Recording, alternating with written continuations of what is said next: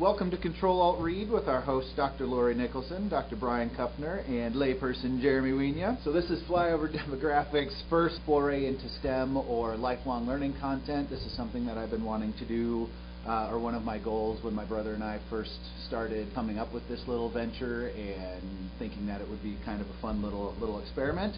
And now we're finally realizing it. So yeah, hopefully we can put something fun together here. So this is going to be kind of a book review type show. Review is kind of a strong word. We're just going to read something, get together, and talk about it. But before we dive into our book, we're going to introduce ourselves really quickly and just kind of let you know who we are. So as I said, I'm Jeremy. I was in the IT industry for a little over 10 years, and then about 3 years ago I decided to move into the teaching side of things, and so now I teach networking, computer hardware, and then next fall I get to spin up our first real cybersecurity class, so that's very exciting. But this is just background to let you know that I am in absolutely no way, shape, or form qualified to comment on this book in any official capacity. Well, I'm Brian, and I may be a little more qualified than you to talk about this content here, but probably not as much so. But my background primarily is human resource management, been in corporate America in the HR role, and now very similar to you, going into academia and teaching the content. So looking forward to this conversation. Good.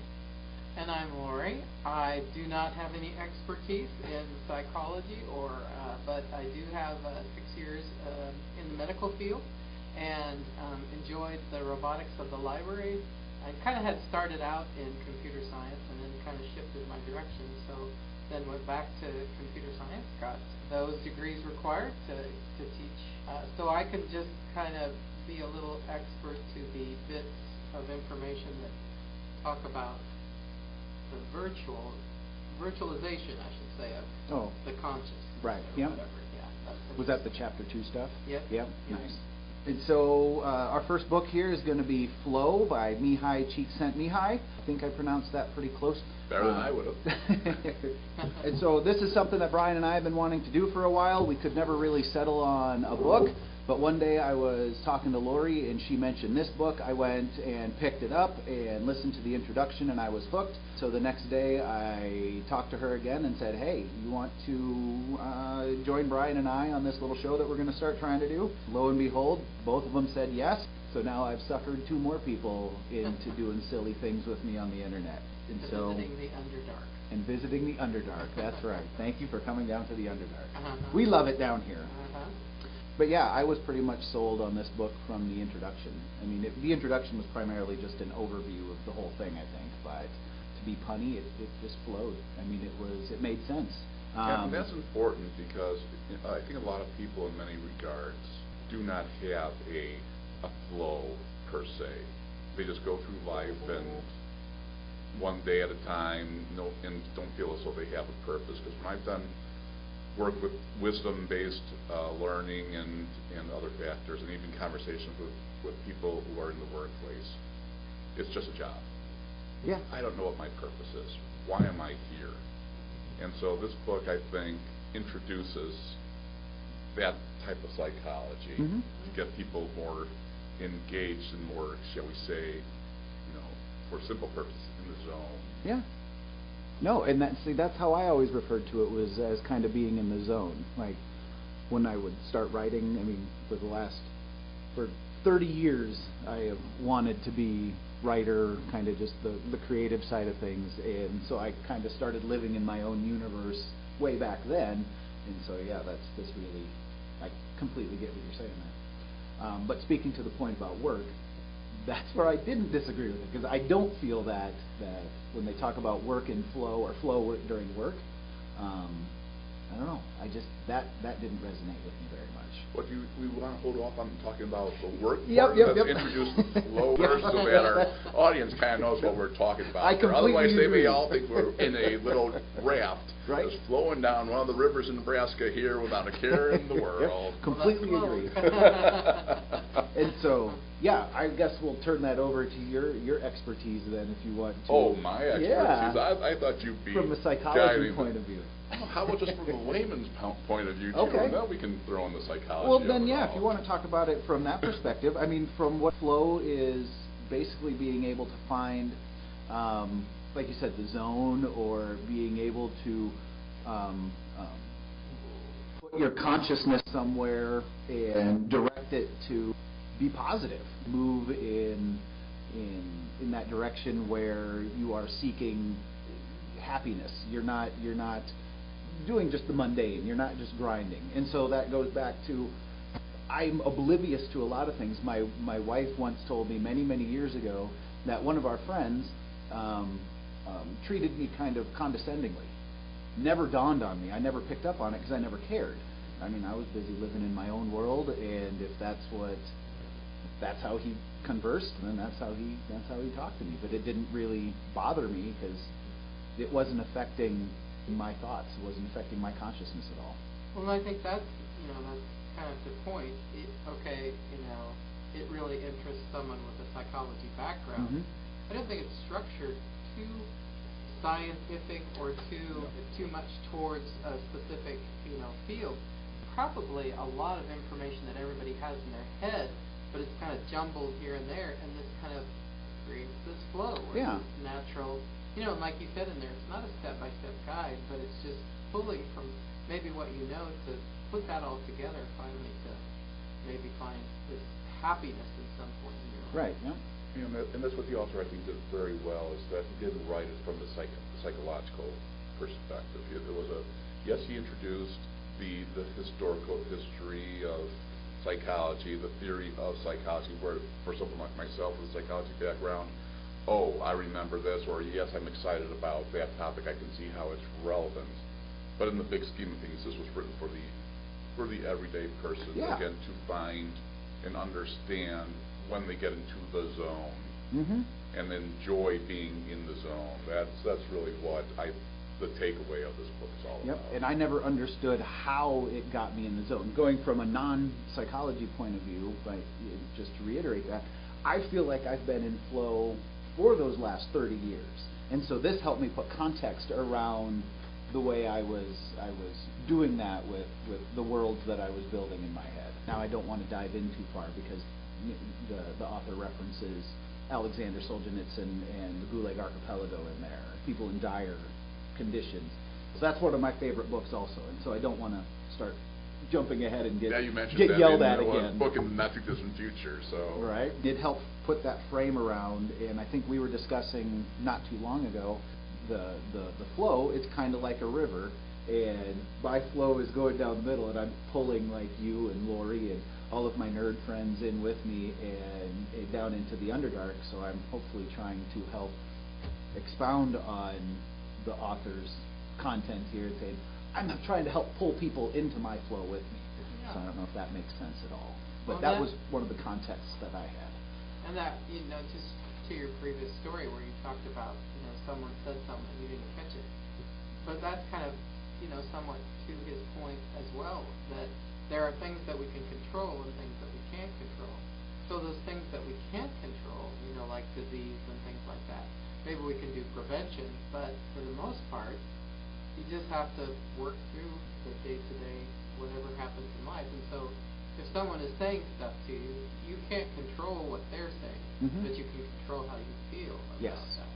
And to your point with regards to illnesses, there have been studies done in the past that people who have a more positive approach towards the illness and don't see it as a doomsday scenario are more likely to recover faster than someone who sees this as a doom and gloom Mm-hmm. and allows the weight of the negativity to just literally eat them up. Yeah, very true. And so by, again, controlling the thoughts, maintaining the positive attitude throughout, yes, you'll go through your stages of denial and so forth, but the sooner you're able to pull yourself out of it and get into that positive mindset, perhaps the better it's going to be in the long run. But I also think that there's a distinction there between being in the mindset and being in a flow. Because in a flow, you are totally absorbed in the moment. It's not so much if you can have a positive mindset, but probably not be necessarily in that flow per se. You were Mm-hmm. just feeling good and positive. It's possible. Again, the interpretations, everyone's experience is going to be different. Yeah. So one example that I can use that both of you might appreciate is going back to my childhood, where I played Dungeons and Dragons for, I don't know when we started, and I don't know when we even finished. Started on Friday and ended on Sunday? Probably because my parents did not know where we were. Learned something new about you, Brian. You know, yeah, it was interesting. And when we talk about the flow, the whole idea of being absorbed in something, lost track of time, and felt, and I still remember vividly because I was right across the street at a neighbor's house. We were in this basement playing Dungeons and Dragons, and then you felt as though by whatever time period you were actually this character. Mm-hmm. And so you can see where the enjoyment level, the distractions disappear, life's problems disappear. Right. And then all of a sudden you're just transfixed in this case, a make-believe world that gives you satisfaction and joy in trying to survive in many cases because I'm trying to fight everybody else while he's higher number dice than you. Right. Shameless plug for D&D. It teaches you a bunch of soft skills: critical thinking, leadership, teamwork. Sorry. Yeah. Well, that Leadership by Dungeons and Dragons. Yep. Yeah. That's like going back to your comments about positive attitude, positive mindset. Chapter 2. I think we can jump to chapter 2. Yes, absolutely. The consciousness was. I really loved the way that he went back, because I remember I was telling Jeremy this morning that I remember having a conversation with a professor of mine in my PhD program, and it was all about where is consciousness in the brain, and they never have been able to pin that down. But I thought it was so beautiful how they talked about, well, maybe it's not like certain things that light up in your brain. It's chemically and hormonally all over. And how that consciousness works with the flow of data and stuff like that, so that perhaps you being positive about things, being in the flow, playing mind is focused, whatever, also modifies those chemicals and those hormones in your brain so that it can work better and transfer data better. Yeah, right. Yeah, or more data. Yeah, that chapter was really fun. Just coming from the IT side of things, and then hearing him talk about bits and how many bits the brain can process and how many things it can do. That was really fun.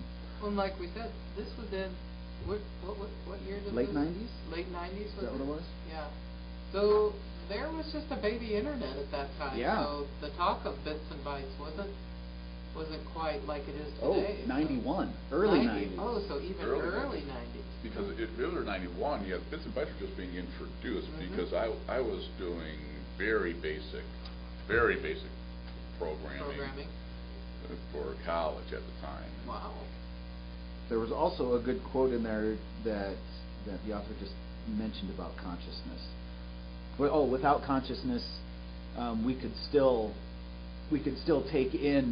still know things, but we wouldn't know, our reactions to them would be instinctual, or would be using our lizard brain more or less. With consciousness, we have the ability to take in that information, process it, and make a reasoned decision based on that. We have a little bit more control over what's coming in and out of our brain than we do over external stuff. And plus the discussions in the text with regards to the introduction of religion, social norms, and all the other elements that guide our behavior versus the instinctual, like you say, fight or flight. Yep. That was common in the early man.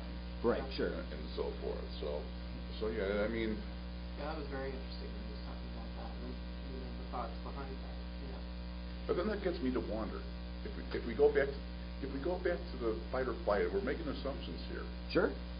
Would they have been in flow? Would they have been so fixated on the hunt that they block out everything else going around and are only key focused on that particular target that they're trying to achieve? Is it possible that even in the basic functioning of man, that they zone in on what they need to accomplish? I think that makes sense. Well, just think of an animal. A deer can be running away from something that startled it and run right across the road and get hit by a car. Having no idea that there's a threat there, or like an animal searching for food, they're just so focused on that exists even as instinctual, Mhm. as you were saying, but that then consciousness somehow pulls us away to a Gives us different the level. ability to see the headlights Yes. and make a Yes. decision based on Right. that new information coming in. Right, we do. We come up. And then we freeze. Yeah, right. No, And we get hit anyway. Yeah, whether that's from your parents grabbing you, you Yeah. know, or learning, or somehow you have observed that that's not a safe thing to do. Yeah. The other point too was that the whole idea with respect to that, what was it, psychic energy. Mm-hmm. Yeah. I liked the That was idea of interesting. psychic energy. Yeah. You need to Yeah. expend psychic energy. I'm like, is that in-game currency? And I just wrote down the definition in the front because it appeared over and over again. The definition of psychic energy: force that drives mental activity or a spiritual or ecstatic energy. And so then we go back to the whole idea with regards to the mind of the energy charges, how we can get the energy to do something and then shut it off Yeah. once the danger is passed or once the process is stopped. But Or once you've satiated the need for that experience or for whatever you're doing. Because like down here, that's what I was relating it to, was making this, and I was in flow when I was making this. Because I built it last winter, and it was freezing down here. But it didn't bother me because I'm sitting here carving up all of these foam boards and making the walls down here and painting them and just losing myself in what I was doing. But then when that task was over, I didn't feel lost, but I'm like, oh, all right, well that well is dry. And so then I needed to start pulling people down here to start doing this stuff. And now I've started that whole flow experience over again. And that might be something too when it comes to perhaps the Zoom calculations when we teach them, because we've all been through it. We finished our degrees, and then what's the first question we say? What Now next? what? Yeah. Right. What do I do about what do I do about my free time? Yeah. I feel great. I accomplished. I got my diploma. Right. So in essence, perhaps during that whole experience, although it may not have been 100% woohoo type of exposure, it was still that focus. Yeah. To complete your degree. It may not be flow to the most positive extreme, enough to keep you engaged and going to, after everything's said and done. Yeah. You're done. Right. So I know I got that after every degree. I'm just like, I don't know, how do I go? I got all this free time on my hands. What next? And they even talks about that, is the free time versus, and now I'm switching to, I don't know what chapter it is, where he starts talking about finding flow in work, where they did the studies. I can't remember how many hundreds of people were part of the study. Oh my gosh, we could talk for hours on the flow. Oh, I know that, and I figured you could, talking about in your personal life, people aren't as happy or in flow as much as they think they are, and they don't realize it, but then when they're at work, they're actually more in flow when they're doing their job than when they're actually on their free time. I know that's the way it is for so many people, and I've been there, most definitely, when we worked in group homes, working with the residents of group homes. I mean, you find yourself in a work environment where you're helping these people and just having fun and building relationships, and you don't really realize that you're at work and you're just kind of in flow and doing your thing. But to counter that, in some of the studies based on Oxford positive psychology, I just brought up, you really got me going on this no, one. that's good. But then there were studies saying that people who are in leisure are really not in flow either. Yeah. Because they are bored, and that was the distinction there. They talked about the balancing of boredom and anxiety. Exactly. Yes. I'm bored. I don't have any energy going to it. American turn on TV. Yep. Away we go. And nowadays it's going to be texting away. Right. Yeah. Exactly. And away we go. But then what he was saying about TV time and how your brain is just, flatlined on TV time and stuff. You're really not. You might be doing some visual type, recognizing visuals and things like that, but that's more a time that your brain kind of rests in some ways. So. Yeah. But too much of that is not a good thing either. Right. Yeah. Guys would call it going into their nothing box. Yeah. Yeah. For those who have seen that one minister, Not men's familiar. brains versus women's brains. That's a video that you guys have to watch. Interesting. Yeah. Okay. Even the audience has to watch that one if they haven't already seen it. Man's Brains versus Women's Brains. Just Google that. Okay. By a minister. On YouTube or something? On YouTube, yeah. Entertaining. So much truth to it, though. Interesting. Okay. So much. But that's probably getting outside the flow just. No, that's fine. That's the point. That's It's all part of flow. we know the woman's brain is better, and bigger, and smarter. So Well, you know, naturally. it's a concept They've got more tabs open than the guy can possibly handle. Yep. Yeah, that's Guys can only handle one thing at a time. Yep. So that was kind of the interesting thing there too, because a lot of students will be like, well, I like music on and the TV on, and then reading, and then I just don't want to say too much reading. Yeah, right. Then they're doing their homework or programming or whatever in my classes, but really, and I've heard this before, you can only process one thing well at a time. Like listening to this in audio form and driving down the road, your consciousness has to be in one or the other, driving or listening. So I catch myself thinking, and I'm like, oh my gosh, I've already, So this is a hard one to listen to. It's Right. Yeah. Where you're listening to kind of Clive Klussler or something. It's pretty easy to just Well, let the story flow. I was going to shameless plug Lee Child's Reacher series. Is great to listen to as you're driving. It's like listening to an action movie. Yeah. And I cannot listen to the radio at all when I drive. Really? I can only focus on the road. Really? The road. The phone is off, and I know that might be a lot strange for a lot of people today, but I cannot answer the phone. I cannot listen to the radio. I have to focus on the road. Not because it distracts me. It's just because I just think it's unnecessary noise. Because I drive, I am just totally 100% in my head. Okay. Creating stories, creating recall, and things along those lines. Mm-hmm. And this way I know I can snap out of it faster than if I were distracted. I could say distracted by a phone call or the radio or music. That's interesting. And so that's just me. No, and that makes sense. And I'm similar when I'm driving. I like to listen to something or have something but that sparks thoughts with me. And then I try and hold on to those thoughts so I can write them down when I get someplace where I can safely write them down. But yeah, that makes sense. If you're living up in your head, but I was like, have you been driving all those cross country trips and not listening to anything or just watching the road? Yes. It's crazy. Yeah, but retreating into your brain and creating things makes a whole lot of sense.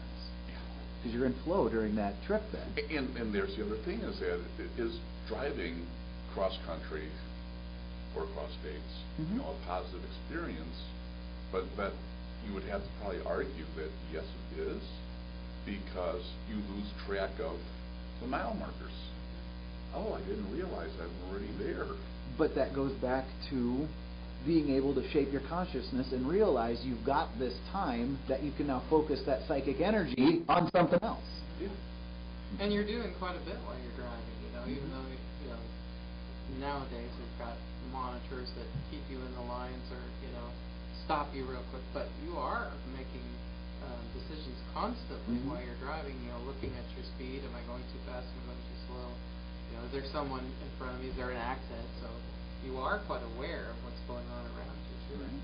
But you can let your consciousness work on something while you're driving, and then you're doing a bunch of little micro actions, micro decisions. Right. It's all muscle memory. Yeah. We've trained ourselves for so many years. Right there. Yeah. So if something does happen, we're, like you say, micro action, so quick to respond. We don't even know that we responded. There was one example that I can use that passing a semi, one of their rear tires blew just as we were approaching their tail, and I saw it blow, and then all of a sudden my mind just went blank, and my body just went into the reactions of weaving through all the flying rubber. Wow. And didn't get hit once. Nice. Wow. Yeah. And then when it was done, I'm just like, what just happened? Nothing. It just like time froze, and the muscle memory just kicked in. Now, this was the first time that it ever happened to me. So it shows the power of the mind, and then you get, in this case, what we maybe could argue the flow of responsiveness. Yeah. Right. To the situation. You know, boom, and then it's over. Or is that how quickly our lizard brain takes back over Yeah. and reacts? Or that route too, exactly. Well, I had a similar issue quite a while ago. I actually worked in Sioux City, so I was coming. It had snowed bad the night before, so I actually stayed in Sioux City. And then I was coming home the next morning because I worked at the 11 shift in the hospital there. And I was coming home, and a car right there on the Emerson, that big Emerson Hill, 45-degree bad angle car. God, it's a terrible road. Yeah, he lost control, and he shot right in front of me. I didn't even have time to react. It was just, and I couldn't even hit the brake. I just turned to get away from him, and then smacked him head on. And then you're just like, what just happened? But then in the emergency room, the state patrol came in and got my story, and I was kind of saying, well, I think I hit my brake, and he said, no, you didn't. You didn't have time to hit your brake. There's no braking that went on. You just turned, so you didn't even have time to think of that. You know? Right. So those reactions are just amazing how they kind of kick in right when you need them. And getting off at probably the topic of flow is why we're such bad when it comes to being witnesses. Yeah, right. Yeah. Because we don't see things well. We can't remember well. And when we do finally remember it, it's kind of like whatever that chain where you tell one person a story and then it goes to the next person. Right. And then it's been so mumble-jumbled Yeah. that you don't even know what you saw anymore. Mm-hmm. And so humans are bad Yeah, right. eyewitnesses. Yeah. Unless that's what you have trained yourself to do. Mm-hmm. Like Law Jack enforcement. Reacher. Like Jack Reacher. The phenomenal. Right. But no, yeah. Unless you've trained yourself to be observant and it's part of your skill set, no. I completely people are not reliable witnesses. Well, and that's why they say a lot of times, I think I read this somewhere in an article, that police, when they interrogate you at the beginning, they get a story, and then interrogate you again. If that story is exactly the same, it's a lie, because most people will not remember what they said and what they saw. It'll be a little bit different, just changed. Interesting. So if that story is exactly the same, they just begin to wonder if that first story was the truth or not. So if the bullet points are the same, but the segues are different, right? Then they're like, okay, there's some validity to that story. But right. if it's the same story all the way through every time, that makes sense. Then they wonder if I've never looked at it that way. Is that the true story then, or what? Yeah. All right, what do you got next for us? Oxford Handbook of the Gosh, Oxford Handbook of Handbook Positive of the Psychology. recently deceased. Positive Is that from psychology. Beetlejuice? That's cool. Well, it's interesting. Flow is very much aligned with that whole idea with regards to positive psychology, because positive psychology is how do you keep your mind focused on the positive instead of the negative. We process negatives so much more than we do the positive. And if we are trying to keep that positive energy up and being in that zone that I keep using as a word, because it's probably the easiest way to explain it, then again that shapes everything else. And I tell my students during the first week of class, in fact it's during the orientation, do you need to be here or do you want to be here? Yeah, that's a great question. Yeah. Because if they need to be here, that's more of a negative thing, because it's part of my course design and I got to do this right, versus I want to be here. Yeah, that's the same way. Yeah, that's cool. Same way as looking at a chore or something like that. Or do you have to do something, or do you get to do something? I've heard it put that right. And that's how it was phrased to me. Maybe it was the incorrect verbiage, but the way it was posed to me a long time ago was this task: you can either have to do it, or you can get to do it, and it depends on how you're shaping your perspective, which goes back to this again. It's all how you shape that experience and what you want to get out of it, and how you direct that consciousness. Just like going back once again to diseases, you don't have any control over whether you're going to get a disease or not, but how are you going to handle this? Like he said, if you have a positive attitude, you just, like, I don't want to do this, but yeah, I just have to get through it, kind of thing. Right. Yeah. But you want to get through it. Right. So that's that kind I'm of, going to get through this. I'm going to get through this. Yep. Yeah. That was, yeah. Those things that we don't want to do in life, lots of things. There's the roller coaster of life. When everything's peachy keen and wonderful, it's easy to take the next step. But when it's not, you have to have the grit, I guess, to carry on. Yeah. Yep. Those are the times never say that's when you develop character, is when you're down and you're pulling yourself back up. Yeah, what did we say to our students today? It was like, if everything went smoothly, you wouldn't learn a darn thing. Yeah, right. But when it breaks and we can't quite get it to work, you learn so much. Yep. We learn better when we have figured it out than we do if we know what it is. Yes. If we don't know what it is, we're more engaged in trying to figure out what's going on. Yep. Frustration is what helps you conquer the problems. Frustration is what makes you not want to give up on finding a solution to that problem.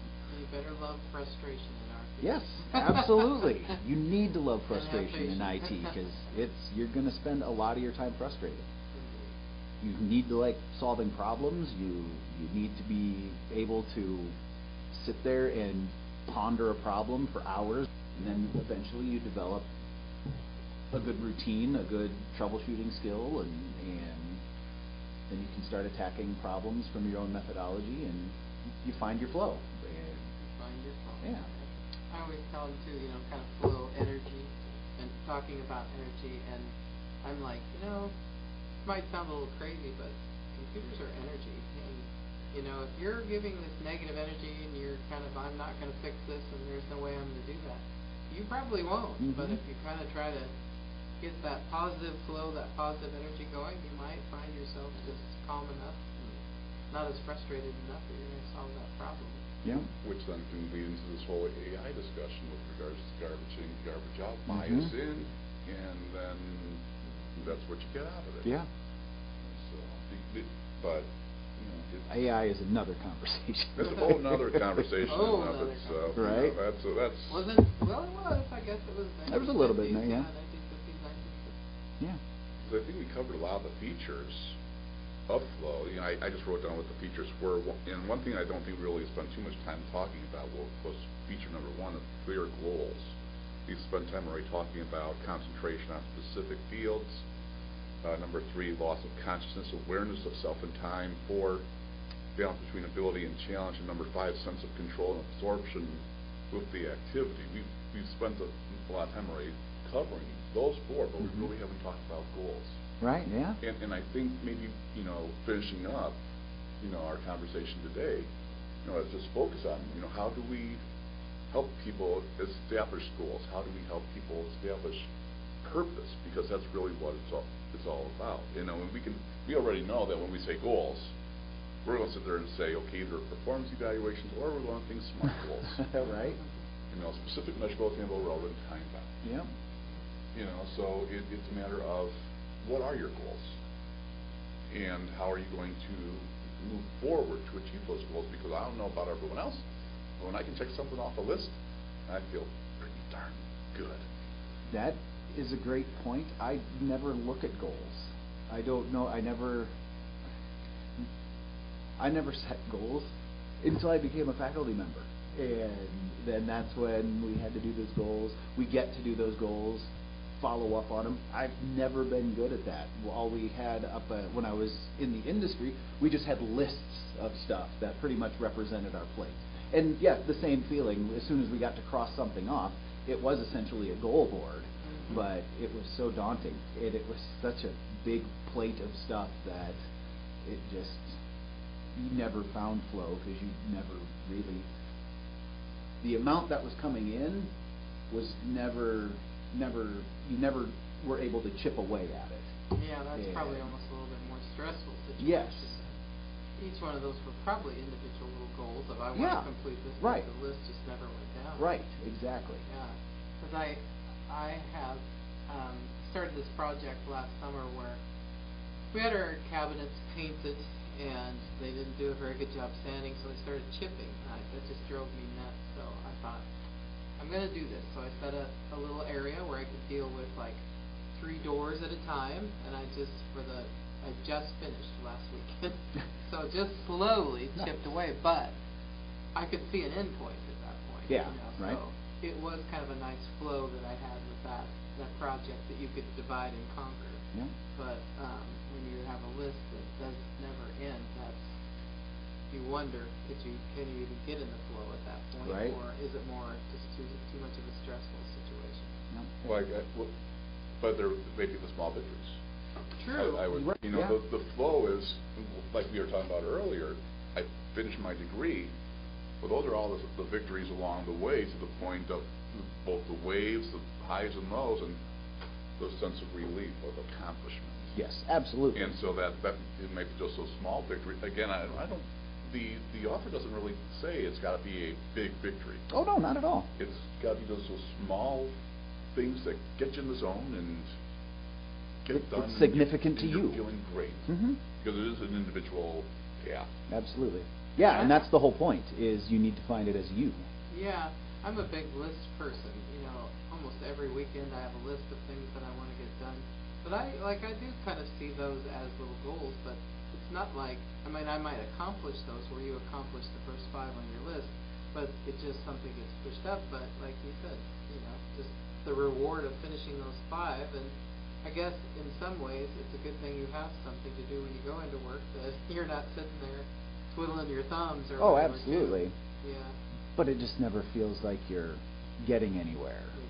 Like, yeah, like you're just constantly underwater, and it's not fun in that regard. But I do like the idea of setting goals. I like setting goals. It's something I've never done, but I can definitely entertain the idea. And that could be a whole other conversation in and of itself, because then we're talking work redesign, job redesign, to accommodate getting people excited. But that goes well beyond the scope of this book. I believe in, my goodness, other things as well. Right. Because it is one of those concerns that employers have. How do I keep you engaged? How do I keep you motivated? How do I create the most positive work experience so you don't quit? But that's the HR in me coming out. So that's a really good point, though, too. Like, I know I worked at this job once, and my supervisor was like, well, you need this job, so I know you'll never quit. Well, that's not a really good work environment either, but how do you balance that? Okay, I want to be here, and my employer wants me to be here, you know. Yeah, I might need this job, but, you know, that's probably creates a whole new...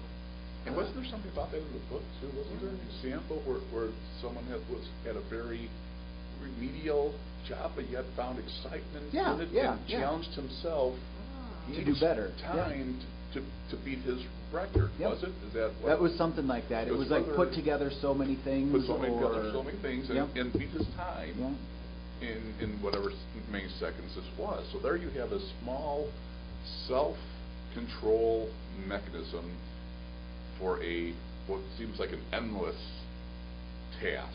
Right. To try to improve yourself on this small scale for a little sliver of what the job is all about. Yeah.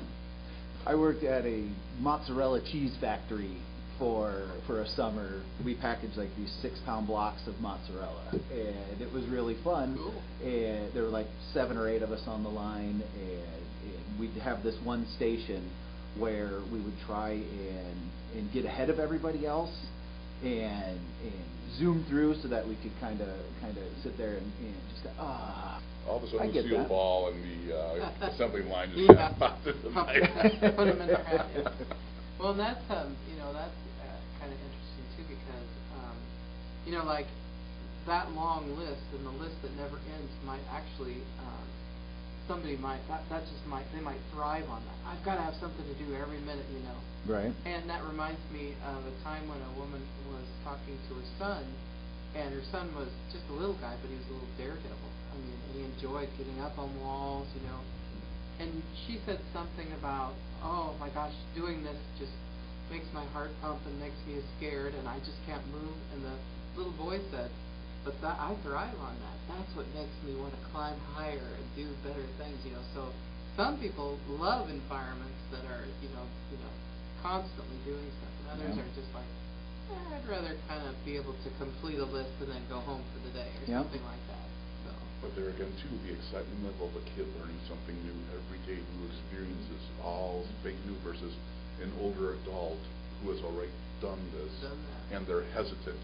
Social norms, conformity, fear, getting hurt. I know, and I'm guilty as charged having 2 kids. Because I was that way as a parent, protect them at all costs, and sometimes I feel so I didn't give them enough exposure to fail. Okay. And lo and behold, though, they turned out just fine. But, of course, then too, that's my bias. But there again, too, this whole idea of the risk involved, the reward, we want to learn new things. I think the author also spent a lot of time with those earlier years, the ability to grow upon things and to make those mistakes, fall off the bike, get back up, and do it again. You know, because you'll never, if you give up right there, you're never riding a bike. Right. Yeah.